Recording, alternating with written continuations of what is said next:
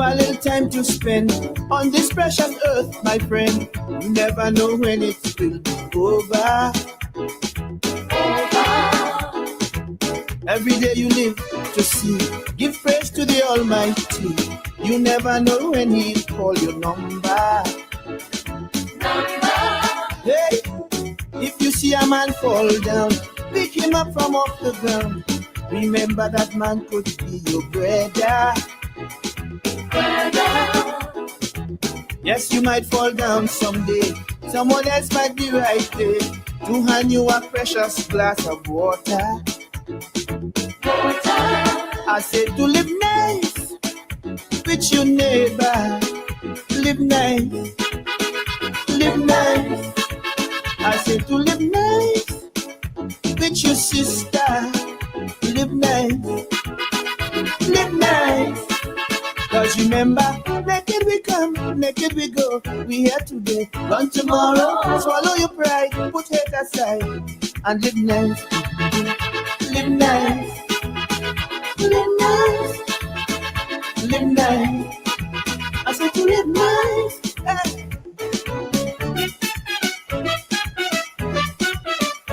Hey. I cry for the youths today. They seem to have lost their way, drifting from the good old time traditions.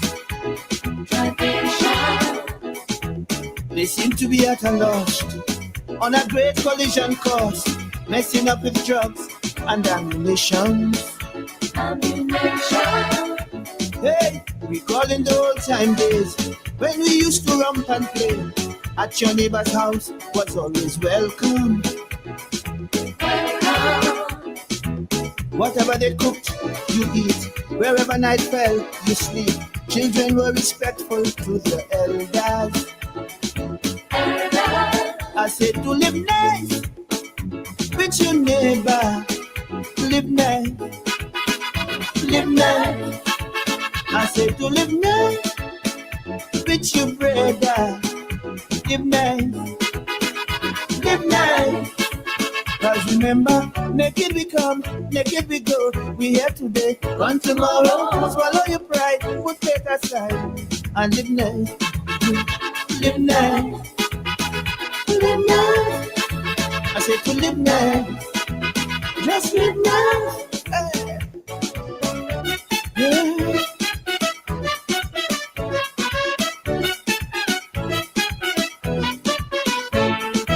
Ignorance and jealousy are pillars of treachery that leads on to bitterness and hatred. The longer you remain vexed, you never know what comes next. You might do something that's not so sacred.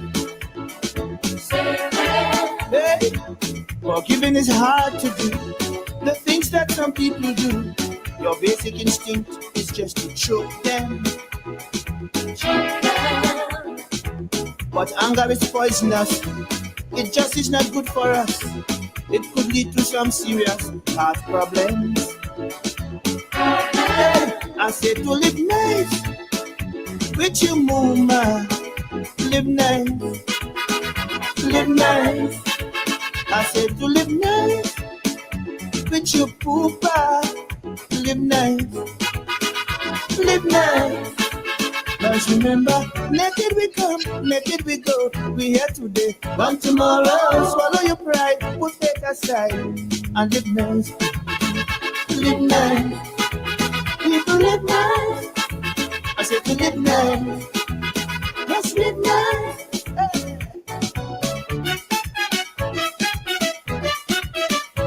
Hey.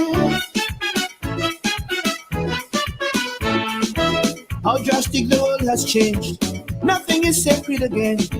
Disrespect is now the new world order. Mr. Dollar Bill is king. Some men will do anything. Once the price is right, they'll sell their mother. Hey. Yet all is not lost, I say. If we take one step a day, we could make a little preparation.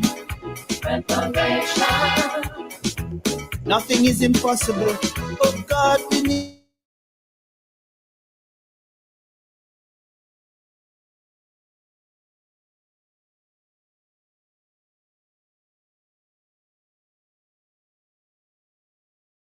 this missing generation. And live nice. Say to live nice with your daughter. Live nice, live nice. Cause remember, naked we come, naked we go. We here today, gone tomorrow. Swallow your pride, put it aside. The things that some people do, your basic instinct is just to choke them. But anger is poisonous. It just is not good for us. It could lead to some serious heart problems. Hey, I said to live nice with you, mama. Live nice, live nice. I said to live nice with you, poopa. Live nice, live nice. Cause remember, naked we come, naked we go. We here today, gone tomorrow. Swallow your pride, put it aside, and live nice, live nice. People live nice. I said to live nice, let's live nice.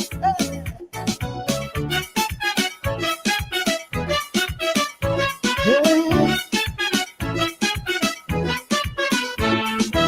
How drastic the world has changed. Nothing is sacred again. Disrespect is now the new world order. Mr. Dollar Bill is king. Some men will do anything. Once the price is right, they'll sell their mother. Hey. Yet all is not lost, I say. If we take one step a day, we could make a little reparation. Nothing is impossible. Oh God, we need a miracle. Got to find this missing generation. I said to live nice with your neighbor. Live nice, live nice. I said to live nice with your daughter. Live nice, live nice. Cause remember, naked we come, naked we go. We here today, gone tomorrow. Swallow your pride, put it aside, and live nice, live nice, live nice. Say to live nice, live nice. Hey. Mommy live nice, live nice. Papi live nice, live nice. Brother live nice. Just live nice. People live nice. Yeah, we live nice.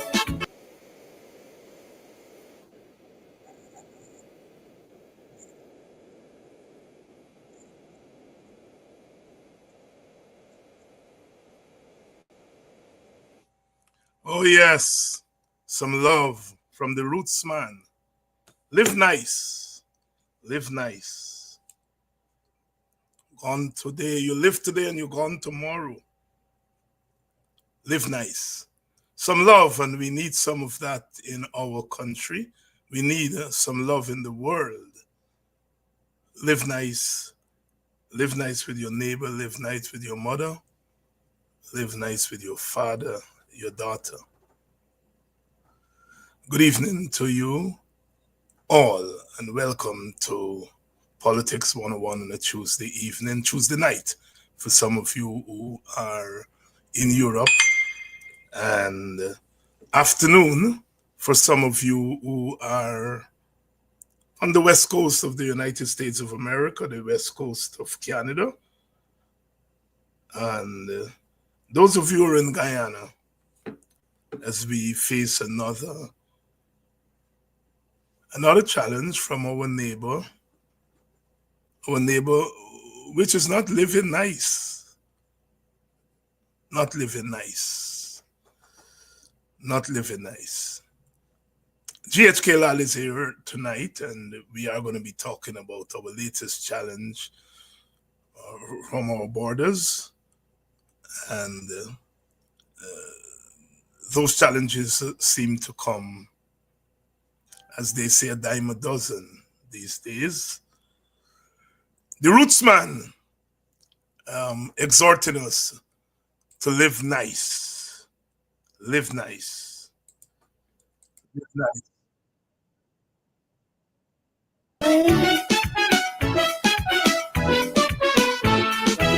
We have a little time to spend on this precious earth, my friend.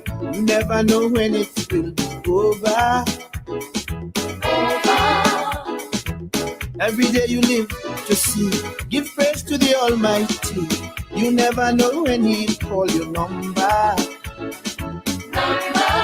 Hey, if you see a man fall down, pick him up from off the ground.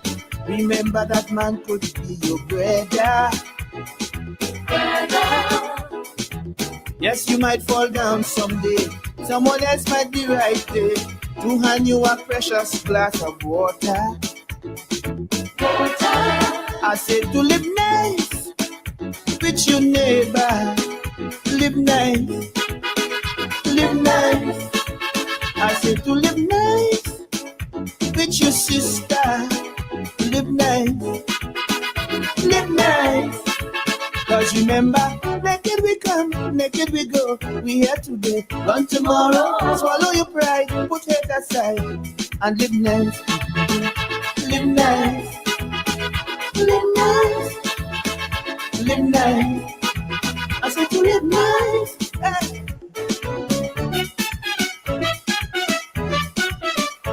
Hey. I cry for the youths today. They seem to have lost their way, drifting from the good old time traditions. They seem to be at a loss, on a great collision course, messing up with drugs and ammunition. Hey, we call in the old time days when we used to romp and play. At your neighbor's house was always welcome. Whatever they cooked, you eat. Wherever night fell, you sleep. Children were respectful to the elders. I said to live nice with your neighbor. Live nice, live nice. I said to live nice with your brother. Live nice, live nice. Cause remember, naked we come, naked we go. We here today, gone tomorrow. Swallow your pride, put faith aside. Live nice, live nice, live nice.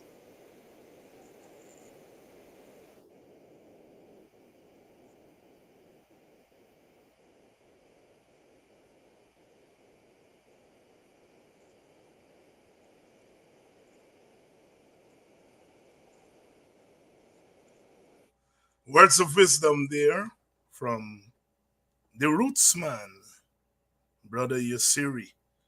Live nice, live nice, live nice, live nice, live nice.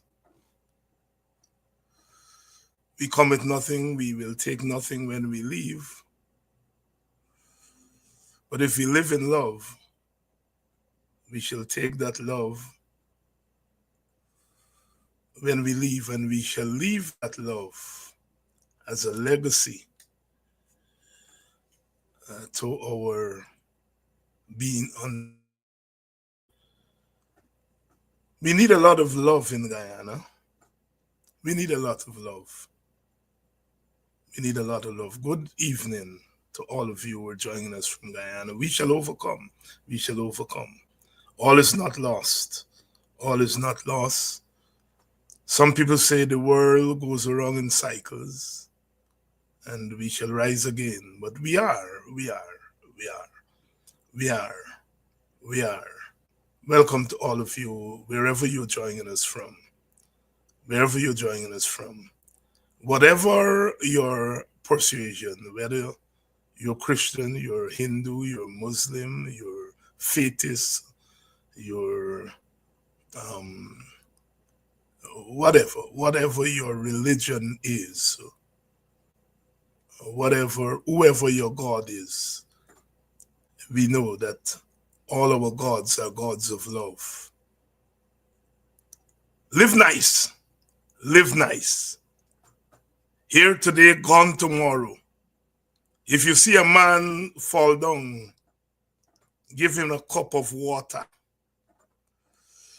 because that man could be your brother, could be your sister. And when you fall down, you want somebody to give you a cup of water. And note, I'm not saying a glass of water, a cup of water. Good evening to all of you, and welcome to Politics 101. Politics 101, the place where you come for love, always, always. And we do it here, and we do it here um, every evening. Every evening. Good evening to you, Vashti, Andrea, Mary, Morna, Emily. Good evening to all of you, Audrey, Larry, Gwendolyn, Laurie, Rastaman, hail, hail the man. Brother Stanley, good evening to you, good evening to you, good evening to you, Sister Lorraine, good evening to you, Sister June. My friend Orrin Newton from Buxton, good evening to you and all the Buxtonians. Keep the faith, fly the flag of Ethiopia aloft. Good evening to you, Sister Donna. Rhonda, good evening. Good evening to you, Shireen. Good evening to you, Diane. Mary Figueroa. Love you. You're always here, standing up and standing for what is right. Brother Keith the Foreman from one of my homes. In fact, I call that my American home, Washington, D.C., Maryland, where all my people are. Any of you who are listening, I know my mother gone to sleep already. She just, since you see 6 o'clock, meet you text your bed. She catch Kedaki in the morning. Love all the time. Good evening to you, Brother Carlton. Ras Ricardo, good evening. Good evening to you, Linda. All of you. Rhonda Lane from one of my second homes in Guyana. Then I'm still. Spent a lot of time there as a child. Go to my cousins there. When I left then I'm still, me and my cousins, when we lived in Amstel, in those days you go over the line, used to be, I never see jamun tree in one place. When you left there, your mouth, red, jamun, for not dog, as we used to say back in those days. Lovely time I spent there in Denamstel, and you go past the jamun tree, you're going into the rice field. You used to plant a lot of rice there in Denamstel. We think that rice is not an African Guyanese thing. But in some of those communities there on West Coast Babis, West Coast Demerara, and the Quarantine, welcome to all of you, good people of Denamstel.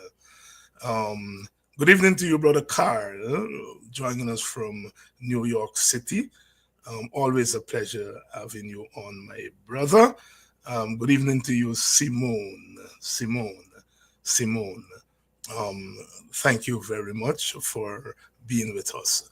As I said, GHK Lall is here, and you know when GHK is here, we go deep. And we're going to be going deep tonight. So let me bring in my brother, GHK Lall. My brother, GHK, good evening. Good evening to you, and good evening, everyone. Good to be here. Yes, and of course, we started off tonight with that calypso from Rootsman, Live Nice. It's one of those calypsos that always, it touches a spot in me whenever I play it. And there are days when one feels a little out of sorts, and then you go to the calypsonian, the griot, and asks for some wisdom and some upliftment. And today I felt like some living nice. Um, as you listen to that calypso, any feelings, any emotions there, Well, GHK? how could there not be emotions? What what is our alternative if we don't live nice? It means therefore that we have committed to a state of tension, a state of hostility, a state of aggressiveness, and a state eventually of hate. Because living nice infers that there is some love somewhere there. There's some respect. There's some respect there for neighbor, for family, for in-law, for stranger. And I think living nice certainly something that we all should embrace. In the first part of your introduction, we need a lot of living nice in this country. We need a little love in our hearts. We are too caught up in things from way back that seems to bring out the worst in us and will not let go of it. So the exhortation to live nice sort of washes over us. And we say, "What up and duck back." You hear it, it sounds nice, you sway to it, but the living nice has to go deep down. It has to be profound. That I want to make this possible, and I will do my part, and I will push others to do their part. Because look at us as a society. We've got everything. We've got natural resources that makes the mouths of the world water. They run here, they come here. And we ourselves, who are the owners, who are the inheritors of this great wealth, where are we? We are at each other's throats. We can't stop cursing. We are being put down. We push down some people ourselves. So living nice, that word nice embodies so much. It's not cosmetics. It's not something that can blow off easily as with a puff of the wind.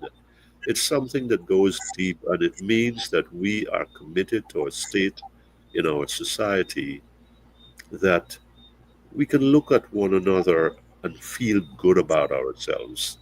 What it's a vision, David. It's a state of mind. It's an inner sense that we need that peace that comes from living nice. We need to make our contribution to make that possible. Our contribution to make that possible, and of course, our Guyana, we have known and we have experienced more than our fair share of the opposite of living nice. Hmm. But yet we have persevered, and we are here, some of us to tell the story, and some of us to continue to say that we contend in the political sphere, but we contend as brothers and sisters, not as enemies. And at the end of the day, we live nice. I remember in 1985 when Forbes Burnham died, in the heat of the contention between Forbes Burnham's party and our party. And Burnham died in 1985. And our elder AUC Kwayana, who had fallen out with Burnham 14 years before, he announced to us that he was going to Burnham's funeral. He was going to file past the casket at the National Cultural Center. And I remember those of us, the younger ones, were extremely shocked because the division was so sharp between those two parties. And he said in his quiet demeanor that in the African and the Caribbean tradition, when death comes, all animosity ends. And there was once a time when Burnham was his friend, his brother, and he is still his brother, and that he would be going to that funeral even if he is the only WPA person who will go. Four of us went with him. I remember Dr. Rupnarayan, myself, my brother George, who was then an activist, Wazir Mohammed. The four of us went with him. And I remember as we walked into the cultural center, there was a hush. I mean, there were literally thousands of people outside, and as we walked in, there was a hush. They didn't recognize us, they recognized Guyana, and there was a hush. And I remember as we went into the cultural center, even the security people were somewhat confused. I tell that story to say that sometimes in our society, we take the politics too far, very far. And I think what Guyana did there was to bring the country back to that state of living nice. And he shocked the society. But I think after a minute or two, everyone realized, well, look, we are Guyanese. We are brothers and we are sisters. And our differences are political. At the end of the day, at the end of the day, we belong to the same country. Um, your thoughts? Yes, it's regrettable that I think that was wonderful on the part of the elder. And I think it was good that you, as a young man, that was what, 40 years ago, Yes, I was you, quite. you and others could have said, we are going to go too. And to our audience, and I know it's far flung, I say we need to put a little love in our hearts. And I think there's a song to that effect, a pop song to that effect. We need to Yes, put a little love in our hearts. And and it must not reach to that stage that it comes we rediscover it when there's a death, when it's too late. Then I mean, it's a wonderful development, the gesture, but look at where we are now. I, I mean, we are so impassioned that we get vitriolic, we get acidic, we get vicious. And so the humanity in us that should compel us towards niceness, that humanity flees. And I think we should not allow the politics to get to us where we smear each other, we kneecap each other, we bring each other down. We must have that reserve, and that from that reserve brings the restraint, the discipline, that yes, we can argue furiously and ferociously, but we must always remember that we are fighting for a common good. We are fighting for a common good. We are fighting for a light to start somewhere, and for that light to be brighter. Not for me and you alone, but for all of us. I'm pretty sure, Dr. Hines, that when you have other people on this program, and you've been doing it for several years now, the idea, the ultimate objective is always for a better Guyana. And a better Guyana is a calmer one, a peaceful one, a nicer one. Nicer means that it is nice now, and I disagree with that. We need to get to that place where there's a nice Guyana. We know it's a beautiful Guyana, and then there's a nicer one. So we build on that. But we are a ways from that. But I think one of our main topics tonight emphasizes that how much work we has to do, but yet close we are, how close we are to not forgetting that neighborliness, that fraternity, that sorority that makes up the Guyana man and woman, makes up the Guyana that is a country. And too often we forget about that, and we lose sight of all these things in our energy, in our determination to prove our point and to overcome in proving our point. And I think we need to take stock now. We are in an elections year. We've got troubles at the border. We've got difficulties in terms of how the election process must work. So I think it is imperative, it's vital that we all we we all look at ourselves and say, how do I contribute? It's one of the messages I convey when I preach at the Brickdam Cathedral or anywhere else, that look, don't look at the man next to you and see, and I don't use the word a PNC man or a PPP man, and I never use the word WP, but I say don't see somebody else. See a brother, see a sister, see a friend in the stranger. Because when we have that mindset, maybe it's easier said than done, then we will I will commit myself and recommit myself to to making a start. As to whether I'll get to that place is another story. But definitely, this society is hungry for some niceness. It's famished for some love, and I think it behooves us all to do our best to get there. We can argue, and I mean the Americans are still arguing. What is it, 250 years now? And I think they've gotten someplace and then they've receded. We need to have that maturity. We not an identical maturity, but we need to get to some level of maturity that recognizes each other as having a say, and that say must be listened to, and then we must have our say, and we must be listened to, and we must count, and especially at this time in our existence. Count in this time of our existence. Good evening to all of you. Good night to some of you. Good night, good afternoon to some of you. I notice some of you are joining us from Massachusetts. Welcome to Politics 101. Talking about love, Gabriel. After an energy conference um, in which we saw scores of people coming from outside of Guyana, from as far as North America and Europe, coming to our Guyana for an energy conference against the backdrop of our oil and gas wealth. And yet, inside of our country, our own countrymen and women across the political aisle were unwelcome there. It's the irony of ironies. It's the contradiction of contradictions.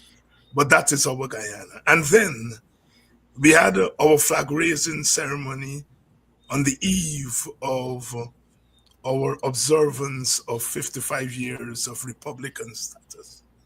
55 years after Burnham and Jagan hugged each other, um, our countrymen and women across the aisle were not invited again within days.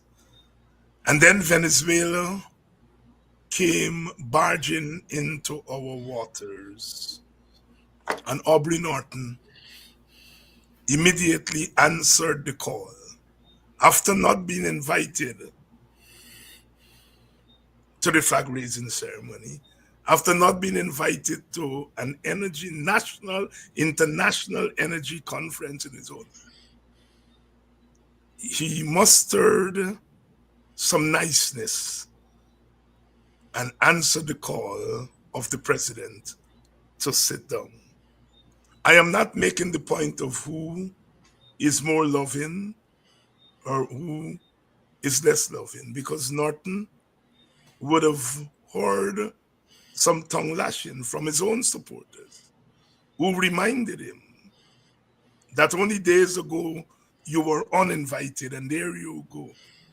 But there were others who waved the newspapers, as Takumo Gunse reported here, waved the newspapers to him. They know Norton now. They know the opposition now. I wish, and I know some PPP people are viewing this program, and I hope they heard that song. Live nice. Live nice with your neighbor. Live nice with your brother and sister. Norton is not a neighbor. He's a brother. And he represents brothers and sisters. But for the second time, in less than a year, he answered the call of the president. to go and to present a united front to those who would wish to cut off 2/3 of our land, our livelihood. Any significance there, Gabriel? And if so, what is the significance? Well, tremendous significance. You've insulted me. You've dissed me. You've put me down. You have ignored me. You have sidelined me. And yet, in a moment of crisis, you remember me and you call me. And I'm hearing Samuel, I think, from the Old Testament. Yes. Did you call? I think it was Eli, wasn't it? Yeah. Yes.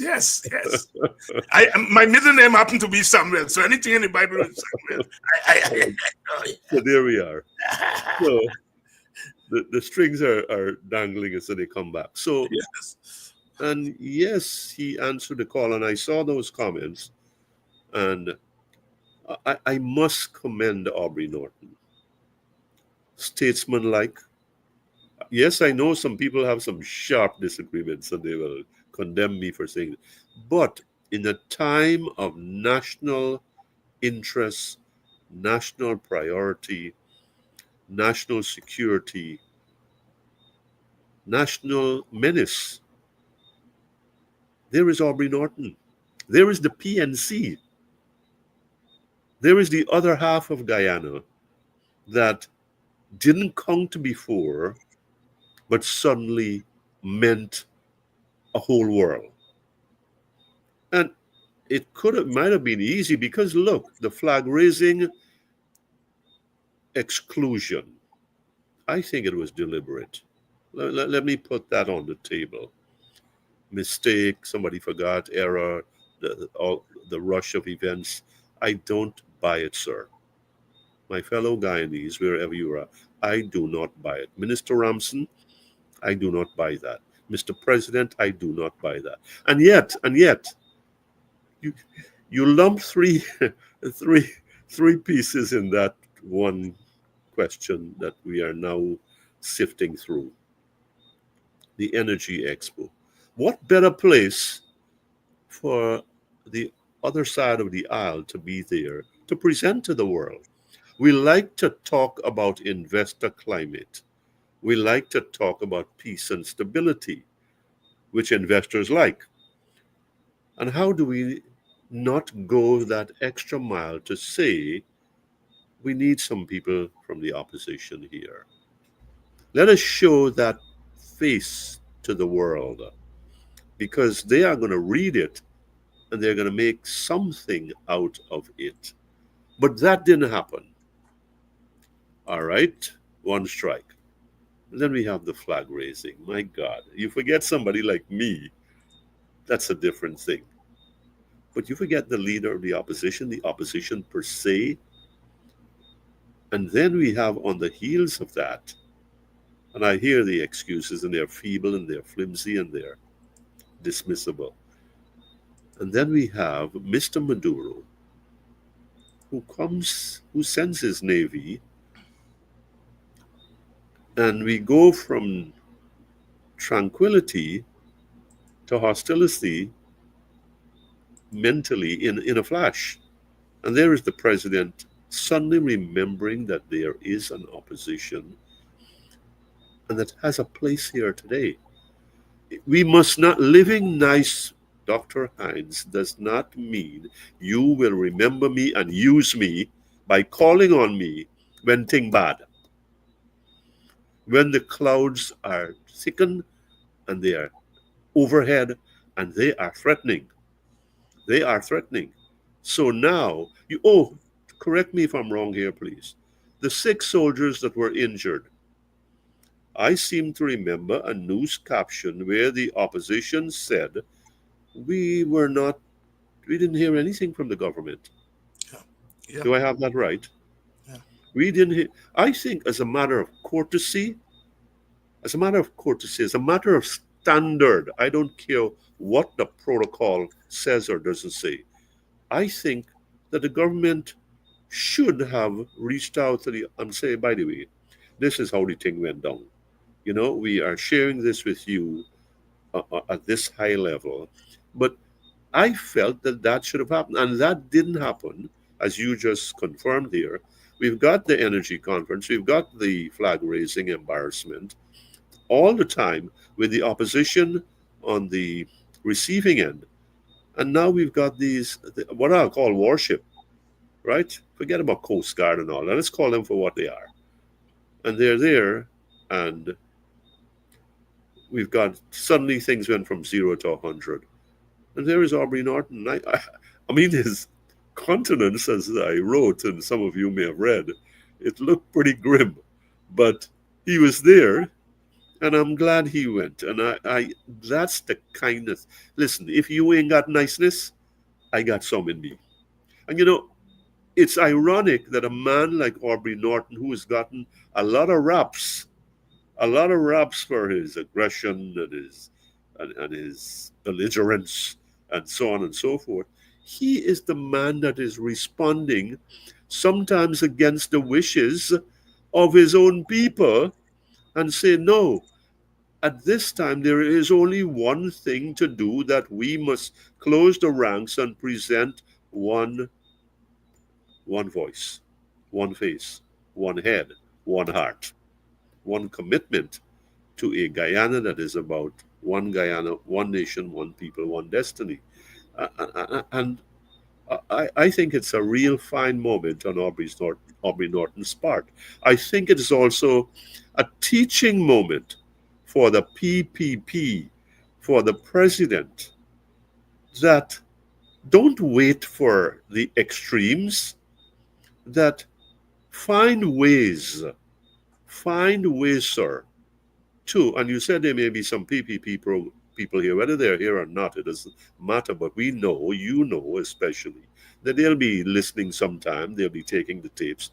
The president really should be proactive in finding ways to engage the opposition, not just on the Venezuelan issue, but on so many other things in this country, and say, how do we make for a nice and then nicer Guyana? Or what I prefer, a good and then a better Guyana. And in time, perhaps in the succeeding generation, we'll have the best Guyana that is possible, the one that has eluded us for so many decades.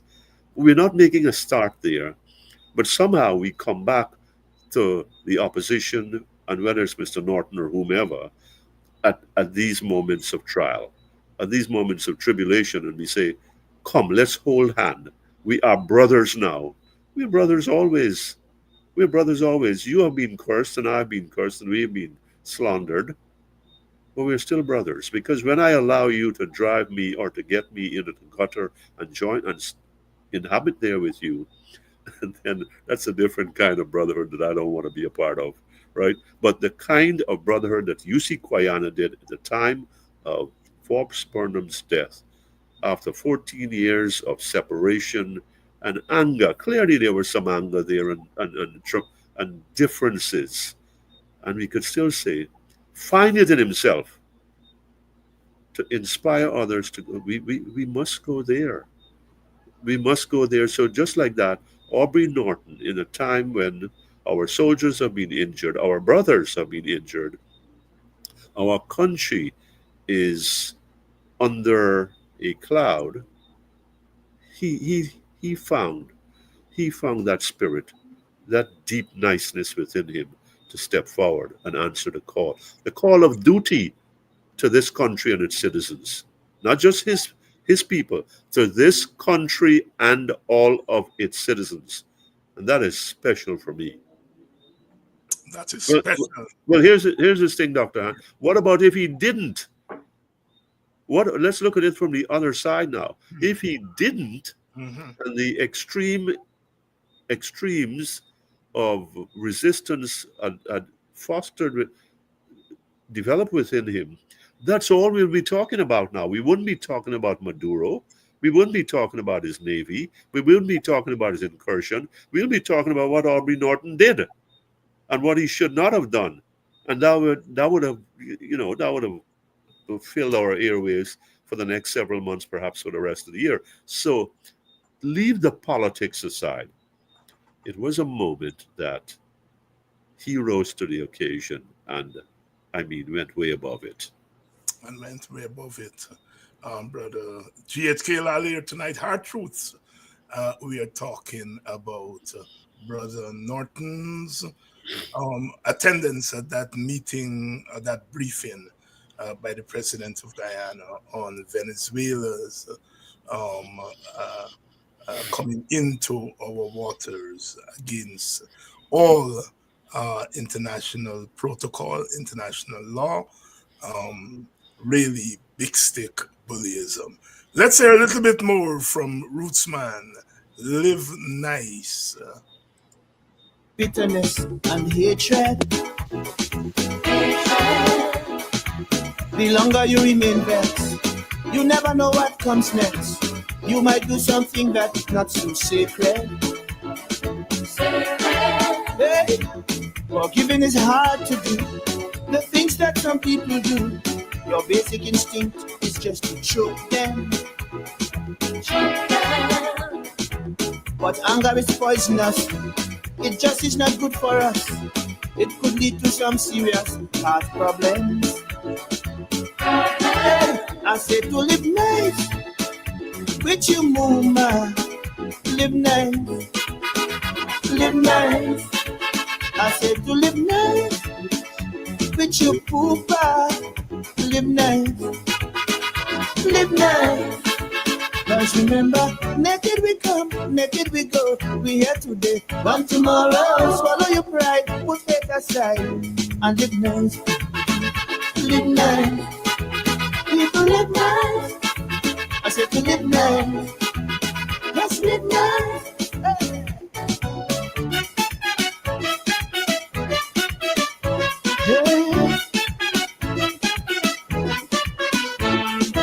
How drastic the world has changed. Nothing is sacred again. Disrespect is now the new world order. Mr. Dollar Bill is king. Some men will do anything. Once the price is right, they'll sell them more. Hey. Yet all is not lost, I say. If we take one step a day, we could make a little reparation. Nothing is impossible. Oh God, we need a miracle. Got to find this missing generation. I said to live nice with your neighbor. Live nice, live nice. I said to live nice with your daughter. Live nice, live nice. Cause remember, naked we come, naked we go. We here today, gone tomorrow. Swallow your pride, put hate aside.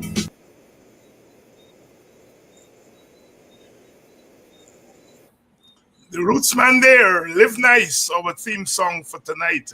Some of you are saying that that is a song we should play every night. I'm so glad that we are able to introduce ourselves to the wisdom of our griots. Rootsman, of course, not one of the well-known names of Calypso, but those of you who are into the thing will know that he gave us things like In Miami, Soca in the Palace and so forth. Some of the real jumpy party song, but as is the case with these Calypsonians, there is the other side. Live nice. Brother, one of the things that we have been talking about, Brother Gabriel, and that is the coming elections. And, the opposition have been saying, look, we want these elections to be above board. We want all of us to agree to the rules because we don't want our country to get down into the gutter. We don't want to go into an election where half of the population says that, look, we are cheated before the election day. And so after election, we face uncertainty. We've been through that so many times in Guyana. And some of us, many of us who have lived through that, are saying we don't want to go there again. We don't want to go there again. We want, when the elections are over, that it must be a win-win situation. That even if you lose by the numbers, that you would say, I lost because the rules were fair. But here we have GCOM, the body that is responsible for administer elections, saying, look, the opposition is calling for biometrics. It's a good thing. They're calling for a cleaning of the voters. It's a good thing. But we are not going to be able to do it in time for the election, so we're not going to do it. The PPP, through its vice president, is saying it's a good thing. We called for biometrics back in 2015. We don't have a problem with biometrics. But GCOM is saying it can't have biometrics. The question, are we being given some false choices here? A choice between a proper election that may not be on time as far as the constitutional schedule is concerned, or a flawed or contested set of rules that accompanies an election that is held on time. What kind of choice is that, Gabriel? You know, a choice between a proper election that may be late or an improper election that is early. Is that fair to our country? Well, let's look at what we have on the table. No, it's not fair. Short answer, no, it's not fair. I think it's the depths of unfairness. We are going into an elections, and this is what is on our table. Bloated lists.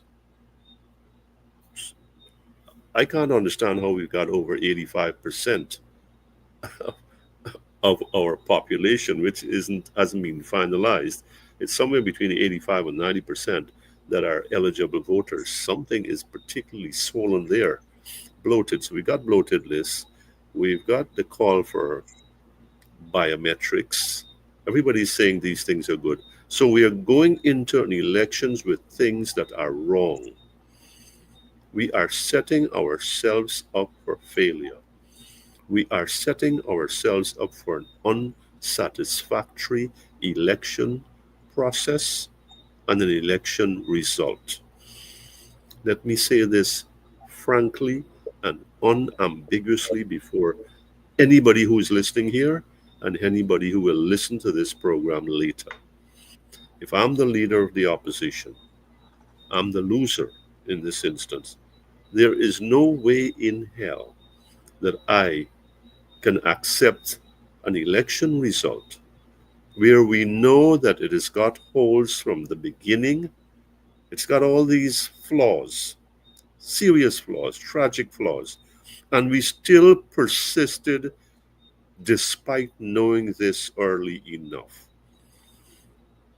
I hear the cheer with, well, sufficiency of time. And I say, then let's carve out that time. Let's approach it that it's better that we have an elections that we can all live with than one that we are forever wrangling about. We're still wrangling about the last one. We're still quarreling about those elections that are from 60 years ago. So, with so much at stake today, so much that has went wrong over the last 5 years, I think that the least we can do in our electoral process is to have an election system, an elections, well, not an election that we all can live with, because the things that were asked for, the things that everybody agreed can make some significant difference, we are denying them from now. And if we go down that road, knowing what we know, we are asking for trouble. And I can say this, I do not see, I do not see the opposition, including your group, how you can step back from where you are and say, well, all was well, whatever results later this year, given the absence of these major components to the process that is pending, the vote, the registration voting list, and a system where, sure, it's not perfect, but on the other hand, it's better than what we have today. And everybody admits that what we have, needs not tweaking, but it needs really serious addressing. And I don't see, you're telling me next after the elections, nobody wants to contemplate another 5 years to get this in order. We're still struggling to get constitutional reform. We're still struggling to put our arms around the oil, and it cannot continue with just one set of people running the show here and saying, well, this is the way it's got to be, and we won the election fair and square, and this is how it's going to be. You, we This is no longer acceptable given the excesses of the last 4.5 to 5 years. And so I think a lot of things hinge on having this thing right from now. From now that, look, if some additional time is needed, then let's get that time. Let's go into everybody is, well, at least less unhappy. Let's do that. Let's get an election that we can live with and say, we won fair, we lost fair, and we move forward from that. If not, if not, we're all walking into a hole from which it will be difficult to extricate ourselves. Very difficult to extricate ourselves. GHK Lall here tonight, and we are talking about issues that affect our country. Let's move. GHK, I know you've been paying attention to what's happening in the United States, as we all are. One of my students said to me years ago, everybody in the world should vote in American elections because what happens in America affects us. Even if it doesn't affect us at the level of politics, it affects us at the level of economics. People depend on their family, America sending money for them and so on. Clearly, you've been paying attention to what's happening in the United States. What are some of the lessons from these early days of the Trump administration? What are some of the lessons for us in Guyana? Well, one of the things that's conspicuous is that many of the decisions that have been made that have far reaching impact have been challenged in the courts. Mm-hmm. It shows us also, so our court system comes under the microscope. We need our judiciary to be credible.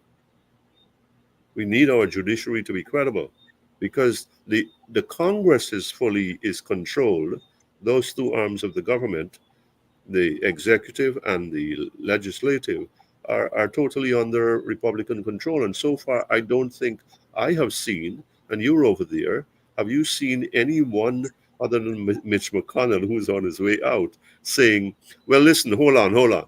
And his no vote is really a token vote. It's for the record, and it doesn't stop anything. It doesn't stop the runaway train. So I'm going to tread carefully here because I did promise I owe Mr. Trump 100 days, as usual. But I can still say, based on some of the decisions that'll be made and be challenged through the courts, the lesson for us here is that we have to have credible judges, respected jurists in our court system, because whatever happened in our elections, I believe there are going to be challenges. Look, we're still living with challenges from the last one. There are going to be challenges and filings. So that's one lesson there. The second one is this: power. Too much power vested in one place, in one group, in one man is an insanity.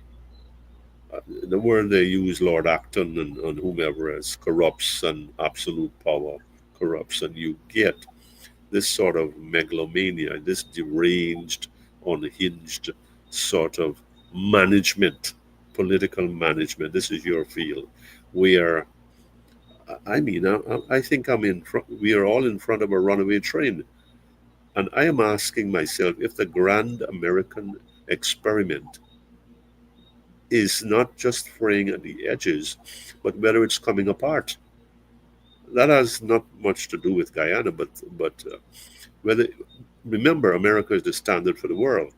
I'm also seeing, and I think I wrote about this, that how Trump could have treated an ally, a one-time ally, Zelensky. What does that mean for our leaders here in terms of President Ali and the other fine gentlemen? If he doesn't respect, or he sets up Mr. Zelensky, whatever it was, and essentially berates him as though he's some little schoolboy in front of the world, what is he not going to do with our guys here? So there is something to be said there for us, and I'm cringing as to how far this thing is going to reach. In terms of, we need to get an idea of the limits of power and the extent of power and the excesses of power, and how it could be misused, to the detriment of huge sections of society. This is what is happening now in the United States, and I'm looking for people to stand up there, and I'm looking for people to stand up against what is going on here, and I'm not seeing very much of that. So, unfortunately, I would not. Let me say this: I would not like to be in America right now. After spending over 3 decades there, it's not the America that I know and I love. It's not what I want to hear coming out of it. I'm back in Guyana. This is the Guyana that I love. And I don't like where it is at also, because of many of the things that have happened here. They've happened personally. That can be overcome, has been. But what about the people who are not as equipped as me? And I'm not talking about economics, I'm talking about spiritually or psychologically and emotionally. How do we deal with these things here? We love this place. We talked at the beginning of the program, and that's been our theme. To keep this thing muted, managed tonight, that we have this mellow tone. How do we reintroduce that state of, we've got our differences and they can cleave us apart, but we must never, never bring us to the point where we want to destroy each other. And I get a sense that unless you agree with me now, I'm going to destroy you. I'm going to tear you apart. And so this is what I think is going on in America now. There's some vindictiveness now, vindictiveness involved here, because you hauled me through the courts. You, in my mind, I don't know how that could come about. You cheated me in the last elections, so I'm going to get even now. And there are all these things that are happening there, and I think we need to show that we can be civilized. I want to tell you something, folks. It might sound a bit off kilter here or irrelevant, but I want to say that I met with somebody today, a stranger, and she said something to me. She said, you guys have some standards here. And I said, what do you mean by that? She said, the person is from the United Kingdom, an educated person. And she said, when I read some of the things that you folks put out, it's of a standard that's higher than in the United Kingdom. And I was a bit startled by that This is an educated woman. Mhm. And so I am saying that we have got the assets here, the human assets and resources, to really make for a Guyana that doesn't have to follow anybody. We don't have to take cues from anybody. We have enough within us to lead ourselves out of the swamp in which we find ourselves. I think we just need to invest the political capital, and we need to have the will. And I think that some of that has been lacking. Some of that has been lacking. And I have friends in the Caribbean, our Caribbean, who look at our newspapers and look at the letter section and say they wish that in their country they could pick up their newspapers and Hmm. see that level of debate that goes on in letter section of our newspaper. We know that sometimes we have the aliases and the people with the thing, but by and large, it's the envy of people right here in the Caribbean. So I can concur with the sister there who said that there is some standards that we still have in Guyana. No, Professor Thomas always reminds us. He says Guyana is probably the only country in the world where you don't have to sell progressive ideas. Hmm. You put progressive ideas before the society, and they eat it up very quickly. Um, and he said and he said this is something that has been going on since in the colonial times. All right, and Hmm. when you take a good look at it, I mean, we when people were beating up and killing other people for socialism versus capitalism, and socialism was a bad word. Just in Jamaica, just in some of our Caribbean countries, Hmm. you could say you're a socialist in Guyana and walk free and so forth. The progressive ideas, whether it's the cash transfers, whether it's power sharing, our people have always had a penchant for recognizing progressive ideas and Hmm. wrapping themselves around it. And I think, in spite or despite the beating up that we've been taking from successive governments, um, that our people remain grounded at a particular level. Yes, what we've seen in the last 4 years may give us some pause as to whether we have reached that point where that tradition that Professor Thomas has spoken about is being compromised. But we can still say, to my mind, that we still are a Guyana that is very progressive when it comes to the whole issue of nation building and where we want to go as a society. Your thoughts? Look at it. I mean, quite a bit of this audience is from the diaspora. Yes, yes, yes. You are in there still. I was a part of that for 3 decades plus, and still, despite losing that massive amount of human capital, intellectual capital, social capital, we could still be at maybe not the best level, but at that level where there's a ferment of ideas, where there is a receptivity, maybe not, again, not as much as where I would like it. And certainly it has been compromised. But the key to what you say there, and in reference to Dr. Thomas, it hasn't collapsed. That search, that yearning for a way out, for what could work, for what has some possibilities, that has not been vanquished, or we have not allowed that to vanish. Yes, we argue endlessly. Yes, we there's crosstalk and crossfire. But the bottom line is we really haven't given up as yet, or we haven't resorted to that full scale situ- set of circumstances where we are just constantly at war. Yes, we have a war of words, but there's something else going on there. I remember, and you will remember this more than I do. I mean, I had left here at the time. Socialism, capitalism, Marxism, whatever. I don't like isms, I'll tell you that. And you could appoint a man, and I think you would qualify for that. I say, he's a radical. There's a you remember a Yes, yes. radical, right? You don't hear but the no, right? You don't hear but the no. But back then, it's Back bottom. then, you Yeah. know, people would see us on the road.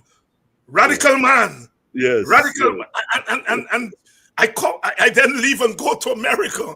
And someone say radical, you run for cover because it's a bad word.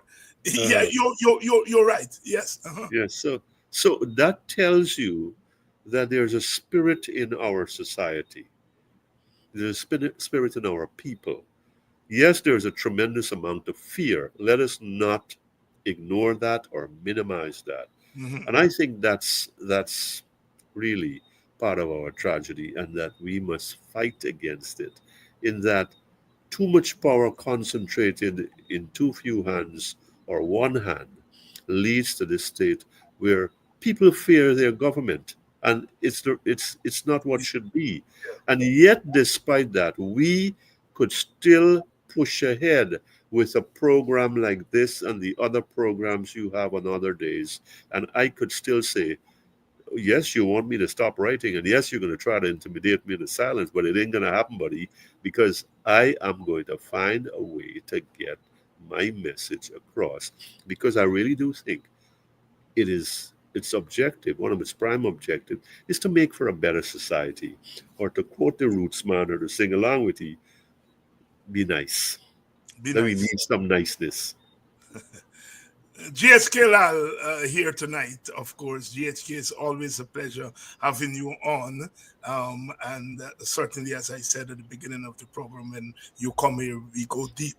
And you did observe that tonight's mood is a little bit different and so forth. And of course, we are a diverse people, and we have diverse emotions, and sometimes people try to put us in a straight jacket and say Mhm. it is. I opened the is it the Kaichor, and I saw one letter there today. um Professor Hines is not a racist, and I scrolled down before reading the letter to see the writer, and then it was an Indian Guyanese brother who was very critical of me, and of course he went on to be very critical of me. But to hear it come from an Indian brother in this, what has happened in relation to my name in the Mhm. last couple of weeks, to hear an Indian brother, forget about what else he said afterwards, that I believe in owning people and so on, but the fact that he said Professor Hines is not a racist, he's a nationalist, says to me that our country is smarter than the governors, the rulers today make us out to be. And as a political person, you take criticisms, and I have absolutely no problem with criticism because I criticize people. But sometimes what bothers me is the rank untruth. And it's not so much about me, but you have a whole generation Mhm. or two that is going to grow up in a country don't know what's the meaning of racism. Mhm. And that bothers me more than anything else.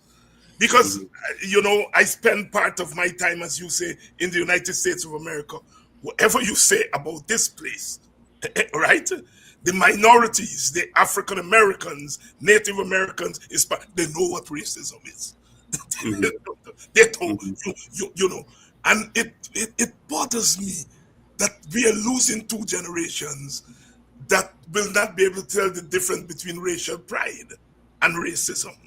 you Mhm. know and I think that is such a damning, such an indictment of a nation, a Mhm. country that has led this world in terms of progressive thought. your Mhm. your your your your thoughts on that, and then you're wrapping up your closing thoughts. It's easy It's easy to jump up and call a man a racist. It's the plaster that puts an end to the conversation, or slap, or is intended to slap you down or anyone down and say, this is box you in and say, you're, and be done with you, right? And that man, whoever he is, I mean, I see him every now and again. Uh, Professor Hans is not a racist. There's a window in our souls. Yes. It might be a small window. It might be a little one like this, like a little tunnel, a torchlight or something. But there is a window in our souls, and I think that there is room, so much room for expansion, so that we can really get to the gist of us, to to push ourselves to what is really a Guyanese man, not a PNC man, a PPP man, a WPA man. You see what I'm saying? What is it that makes for a Guyanese man and a Guyanese woman who is willing to sacrifice so we can have that ideal that we all can cling to, a national character that we come to embrace and love? One of the things that I was astonished to read, and it had to do with you.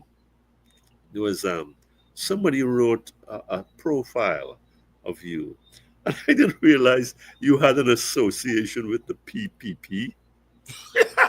Yes. So, so here I am. Used to like to think I'm a child of the universe, as I like to say about Marley, and there I'm saying, wait a minute, let me read that back again. And there you are. You did have a stint with the PPP, and it wasn't a weekend stint. It was there. You did you had some association with that. Yes, I walked off the road and walked into Freedom House, went to Yeah, Gail Fitzgerald, and said, I know how to act. And you all yeah, have a drama group here. I want to join because I want to yes, go and perform in front of Indian audiences. I yes, don't get that in my drama group in Buxton. And yes, myself and two brothers from Buxton, Brother Bosty and Sir McGarrell, we went there. yeah, And I went to Janet Jagan and said, um, Comrade Janet, I like writing. Um, can you employ me at the Mirror? And she uh, employed me as a stringer. In those days, you call it stringers, Springer, right, Right, right. right, correspondent, they call it these days, nice and so on. And I remember working for 10 cents a line Uh-huh. with the PPP. I never joined the PPP, but my upbringing was that we live in this country. It's a divided country. As a writer, as a dramatist, I am speaking to my own people. I want to Yeah. speak to the other people. All right. I don't have to join the PPP.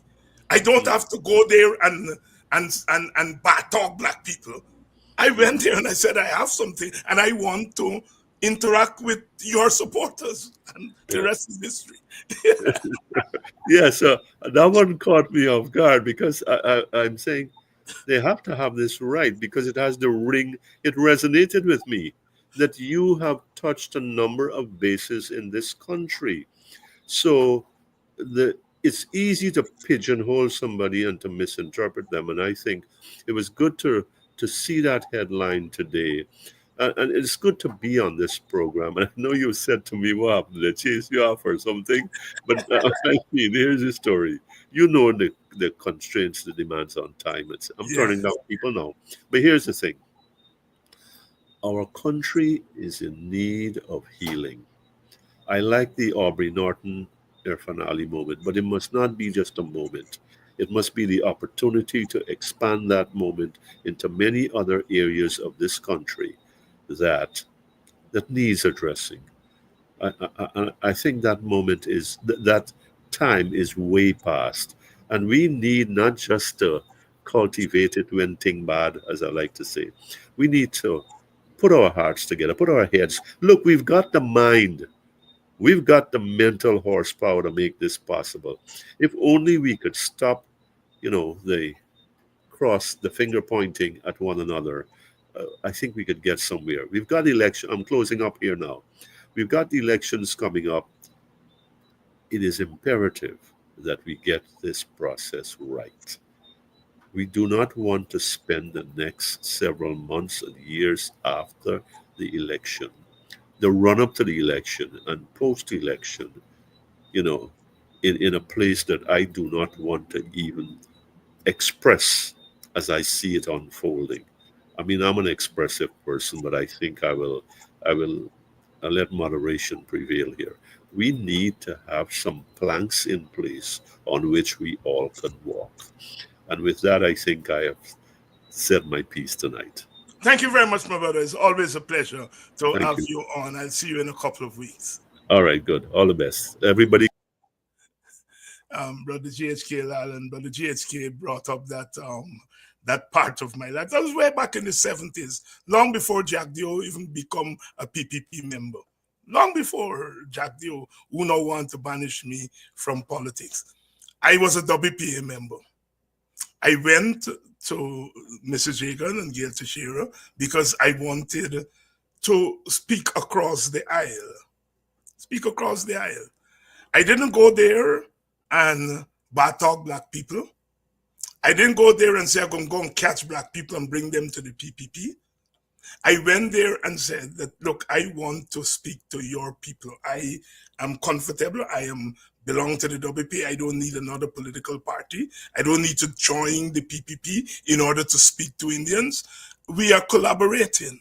We collaborate. And I went there, and that was a part of my life. One night we were in Lil Baibu, and I think the people there, we went for a concert. That's down, I think, Maikoni River, tough place.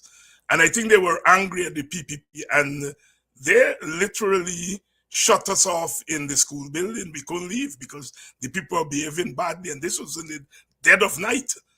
And we had to travel down that, come out from down that river, and I feared for my life that night. But a point I'm making is that we can contribute to national unity without going and selling our souls. When I wrote for the Mirror, I covered African Guyanese communities on the East Coast mainly. I covered sports, I covered culture. In the African Guyanese, I took to them, to the Mirror, what the Mirror didn't have.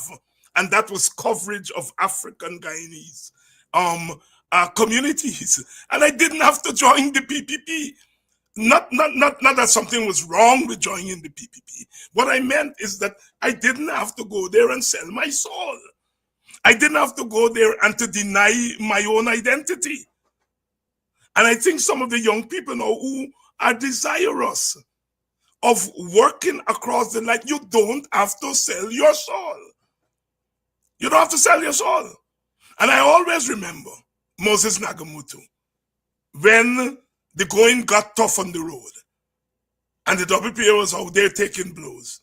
And we would invite the PPP to send a speaker. Moses Nagamutu was the one who always came. And he got some blows because when we get him beat up, he get beat up too. But the point I'm making is that this model that I have described in colorful language is not the correct model for national unity. National unity must not mean to unite, I have to deny myself, deny my identity, deny my culture, curse my people, curse their culture, tell them how they're lazy. No, that is not the model. If some of these young people who are desired, they can come and let me teach them. Because I've been there. I don't always talk about what I do, what I did with this life, in this life. So when people tell me about me being racist and so on, anyhow, I would like to thank that sister who interviewed me, Sister Michelle Joseph, and did that profile for Black History Month. You can find it on Village Voice, and you can find on my websites that profile that she did of me, in which I got to talk about some things that I don't normally talk about every day. Well, I don't have to go around the place and talk about, how many Indian friends I have and what I did in Indian communities and all those things. that history speaks for itself, you know. And so I'm very glad that Gabriel brought that up. Thank you all for coming through yet another evening and for standing with us in this struggle. The struggle continues. It must continue. And we have got to straighten the crooked byways and highways. We have got to smooth the roads, the bumpy roads that lie between us. We have got to make our country right. I am an African, but if Africans are happy, and Indians and Amerindians and Chinese and Portuguese are unhappy, then our country is an unhappy place. My happiness will mean very little. African happiness will mean very little in the remainder of a country that is unhappy. And I want to appeal to our Indian brothers and sisters, you know, that you have a better history than that, than to believe that because the PPP is in office and you vote for them, that you have to go around the place and, you know, talking down black people and insulting them and, you know, talking all kind of racist things about them and telling them who their leaders should be and all those kinds of things. No, no, no, no, no, no. As I said last week, the Indian brethren there at Blackbush Polo who are protesting, I stand with them. I stand with them. You have a right to stand up against a government that you vote for. You probably have more of a duty to do it because you vote for them, to stand up against their excesses. Am I going to catch the first plane or the first car and go to Blackbush Polo? No. If I'm invited, I will go. But an Indian group of people protesting against an Indian government, I stand back. I support them. They have my solidarity. But I'm not going there and installing myself in what is an intra-ethnic conflict. If I'm invited, I will go. But I am not going to invite myself to go there. I completely stand with those brothers and sisters who are struggling. I salute them. But it is not something that I will go and insert myself in as an African person, an African, somebody in the leadership of the African community. If I'm invited, I would go, like I said. But I am not going there. And by the same token, I do not think that Indian leaders need to get into black people business unless you're invited. And you don't need to tell us who our leaders are or should be. It is the height of insult. We did not overcome 400 years of enslavement for people of another ethnic group to tell us who our leaders should be and to tell us whether we need money or we need food or we need this. There is something called self-determination. And saying, if we invite you, yes, we have invited GHK Lall to Buxton year before the last emancipation. We have invited Indian leaders into the African community. We invite them. And whenever we invite them, we have given them the respect they deserve. And that is what I'm saying. I am not going to go inviting myself into a struggle between Indian people and their party. No, that's not my business at that level. And it is not the business of Indian leaders to be telling us who our leaders should be. Whether, you know, we need money or we need this and we need that. Let us decide that for ourselves. We didn't vote for them. We didn't appoint them our leaders. We did not. And so that disrespect has to stop. It has to stop. I am for national unity. I am for racial unity, but I am not for racial I-pass. I am not taking my eyes and pass Indian people, and I don't want Indian leaders to take their eyes and pass black people. All right? I want to make that lucidly clear. And none of us should be taking our eyes and pass Amerindian people. Black leaders, East Indian leaders, Portuguese leaders, all of us, from Digar to Jagdio, all of us have disrespected Amerindian people. All of us. We treat them as though they're nothing. And that is untenable. Untenable. But I'm saying if you respect your own, you are likely to respect others. And so my warning to PPP leaders, stay out of black people business. Your job is to run the country of which black people are a part, but not to run our internal affairs and to tell us what to do and who our leaders should be. All right? We want to make that clear. Bless up, love up the Indian brothers and sisters who stood up at Blackbush Boulder. I don't care whether they go back and vote for the PPP. That's their business. At least they stood up and said, we don't like what you are doing to us. And they got to work that struggle out themselves. They don't need me or black leaders to be going in there and telling them what to do at that level. All right? I just want to make that clear. So tomorrow we will be here again. I would like to thank all of you